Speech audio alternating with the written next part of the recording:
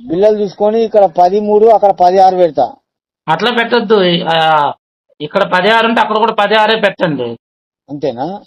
అంటే మళ్ళీ ఇక్కడ ఏం చేస్తారు, మీరు 13 పెడితే 16 పెడితే ఈశాన్యం పెరుగుద్ది అనుకుంటున్నారు. అక్కడ ఈశాన్యం పెరగదు, అక్కడ డిగ్రీస్ కూడా టిల్ట్ అయి ఉన్నాయి. ఇక్కడ 16 అంటే అక్కడ కూడా 16 ఉండాలి, కానీ అక్కడ 13 పెడితే మళ్ళీ ఈశాన్యం పెరుగుద్దనే అపోహ గురి కాకుండా మళ్ళీ మీకు ఇబ్బందులు పడతారు. ఇప్పటికీ మీరు అది సరి చేయకపోవడం వల్ల మీ పనులు ఆగిపోయినాయి.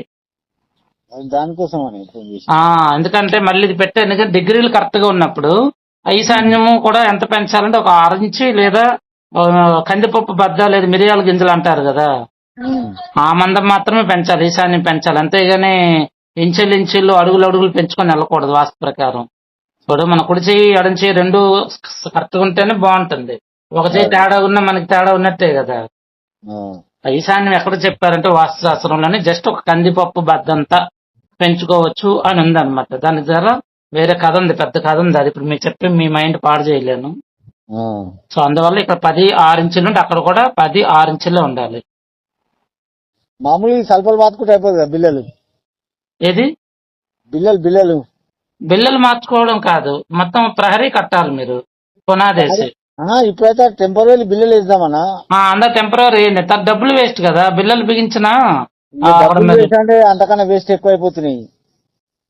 ఎందుకంటే బిల్లలు బిగించాకంటే ప్రహరీ అంటే పునాది తీసుకుని గట్టిగా పర్మనెంట్ గా పడి ఉంటది. ఇంక మీకు మనకు అవతల అమ్ముతాడా అమ్మడా తర్వాత సంగతి అది.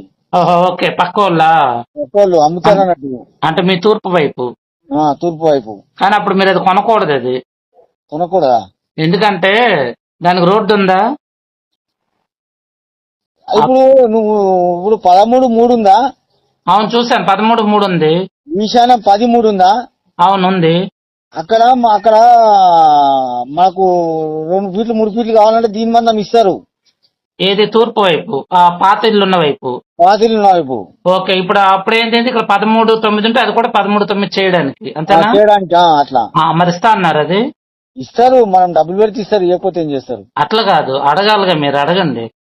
ఇప్పుడు అడగాలంటే వాళ్ళు ఇప్పుడు డిమాండ్ మీద ఉంటారు. అందుకని నేను సల్పలు బాగా చేసుకున్నాక వాళ్ళు కూడా అనుకుంటారు అదే ఈయనకు అవసరం లేదు అనుకుని ఏదో మాట మీద మాట్లాడి తీసుకోవచ్చు దాన్ని. అప్పుడు వాళ్ళు ఏం చేస్తారంటే వాళ్ళకి ప్లేస్ కలిసి వస్తుందని మీరు వదిలేసిన స్థలాన్ని రాలేదు వాళ్ళకు రోడ్ పోటీ అవుతుంది వాళ్ళకు ఎంట్రికని. వాళ్ళకి రోడ్ లేదు ఇటు. అదే వాళ్ళకి రోడ్డు పోటీ నైరుతి అవుతుంది. మీకు ఆగ్నేయం అయితే మీకు మంచిదే గానీ అప్పుడు వాళ్ళు ఇటు వచ్చారనుకో వాళ్ళకి నైరుతి అవుతుంది, అప్పుడు వాళ్ళకి మంచిది కాదు. వాళ్ళు రాలేరు వాళ్ళు కూడా. అవునవును, అర్థమైంది నాకు. సరే అందాక టెంపరీగా పెట్టుకోండి. అయితే కనీసం ముందు టెంపరీగా 16 చేసేయండి.